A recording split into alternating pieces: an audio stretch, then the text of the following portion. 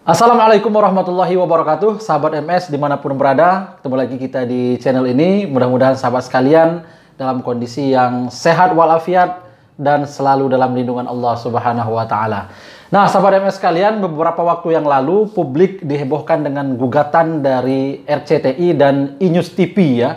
RCTI menggugat ke Mahkamah Konstitusi berkaitan dengan pengawasan siaran live streaming di media sosial. Nah, waktu itu termasuk saya juga menyayangkan gugatan itu dan sedikit khawatir kalau kemudian gugatan ini dikabulkan, ini tentu akan mengancam pengguna sosial media baik itu YouTube, Facebook, Instagram dan lain sebagainya untuk kemudian siaran langsung live tidak sebebas yang beberapa waktu yang tahun belakang yang lalu, tapi kalau memang dikabulkan ini akan tunduk kepada undang-undang penyiaran. Nah, alhamdulillah kita mendapatkan berita ini luar biasa. Mahkamah Konstitusi menolak gugatan dari RCTI dan Inews TV ini.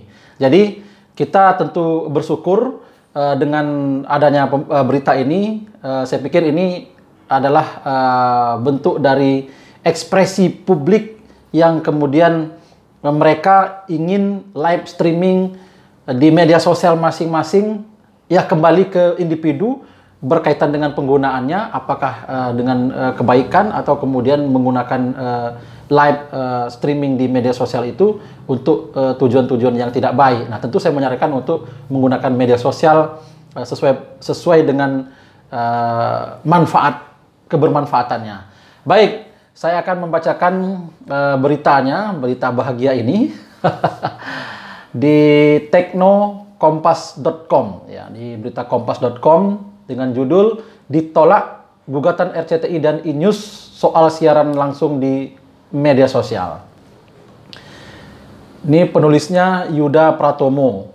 Kompas.com, gugatan terkait pengawasan siaran live streaming di medsos yang dilayangkan oleh Inews TV dan RCTI pada pertengahan 2020 lalu ditolak Mahkamah Konstitusi.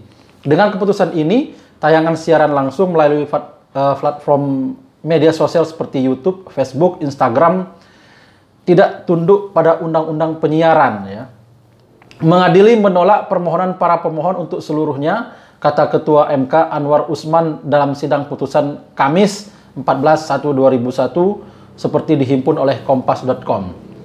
Menurut MK, pengawasan tayangan siaran langsung di platform media sosial diatur dalam Undang-Undang Informasi dan Transaksi Elektronik UU ITE serta undang-undang lain yang berkaitan dengan konten over the top OTT. Jadi sahabat sekalian, ini kan tidak tunduk kepada undang-undang penyiaran, tapi kemudian menurut Mahkamah Konstitusi tunduk kepada undang-undang transaksi elektronik, ya, undang-undang informasi dan transaksi elektronik. Nah, tentu sahabat sekalian, kita sebagai pengguna media sosial yang sering melakukan siaran langsung, terutama saya beberapa belakangan lalu itu menggunakan media sosial Facebook untuk live. Nama program saya adalah Obrolan Rakyat. Dan saya juga mengajak kepada teman-teman sekalian yang menggunakan platform media sosial dan melakukan siaran langsung, sebuah peristiwa ataupun diskusi dan lain sebagainya. Karena ini tunduk kepada Undang-Undang ITE, tentu kita harus berhati-hati jangan sampai kemudian kita melanggar Undang-Undang dari UU ITE ini. Karena ini berbahaya juga bagi kita yang ada akibat daripada sanksi pidananya yang kalau kemudian kita melanggar dari Undang-Undang ITE ini. Sekali lagi bahwa konten yang kita sampaikan harus kemudian selektif dianalisa, jangan sampai kita gegabah yang berakibat kepada kita melakukan pelanggaran Undang-Undang ITE. Jadi tetap saja walaupun kemudian ini tidak tunduk pada Undang-Undang penyiaran, ada aturan yang harus kita taati berkaitan dengan kontennya, jangan sampai melanggar juga. Misalnya dalam Undang-Undang nomor 44 dalam Undang-Undang nomor 44 tahun 2008, Undang-Undang nomor 28 tahun 2014, Undang-Undang 7 tahun 2014 KUHP, Undang-Undang 40 tahun 1999 dengan telah ditentukannya aspek penegakan hukum atas konten pelanggaran OTT dalam UU ITE, Undang-Undang 36 tahun 1999 dan berbagai UU sektoral baik dengan pengenaan sanksi administratif ataupun sanksi pidana, ungkap Hakim Konstitusi Eni Nurbaningsih. Sebelumnya pada pertengahan tahun lalu, INews TV dan RCTI mengajukan uji materi soal UU penyiaran. Pasal 1 angka 2 UU penyiaran dinilai menyebabkan perlakuan berbeda antara penyelenggara penyiaran konvensional yang menggunakan frekuensi radio dengan penyelenggara penyiaran over the top yang menggunakan internet seperti YouTube dan Netflix. Dalam gugatan tersebut, INews TV dan RCTI meminta agar konten yang disiarkan melalui internet juga mendapat pengawasan dan diatur oleh UU penyiaran. Apabila gugatan itu dikabulkan, masyarakat baik perseorangan maupun badan usaha terancam tidak leluasa menggunakan media sosial seperti YouTube, Instagram, Facebook, DKK untuk melakukan siaran langsung live. Pasalnya, apabila siaran berbasis internet tersebut diatur dan tunduk terhadap UU penyiaran, maka penyelenggara siaran berbasis internet OTT seperti Facebook, Instagram, dan YouTube harus lebih dulu berbadan hukum Indonesia hingga memperoleh izin siar.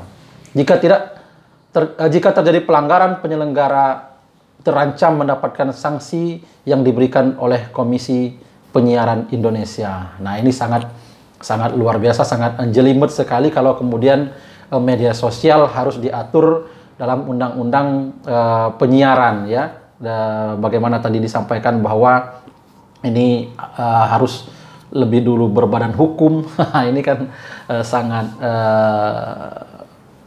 menyulitkan, ya, termasuk juga pengawasannya, dan tentu akan berpotensi disemprit, ya, di tanda kutip disemprit oleh Komisi Penyiaran Indonesia ataupun KPI. Sekali lagi bahwa saya bersyukur, alhamdulillah, bahwa Mahkamah Konstitusi menolak gugatan INews TV dan RCTI ini, dan ayo kita menggunakan platform live streaming ataupun siaran langsung untuk hal-hal yang berfaedah, hal-hal yang bermanfaat, dan juga harus berhati-hati dari terkena undang-undang ITE.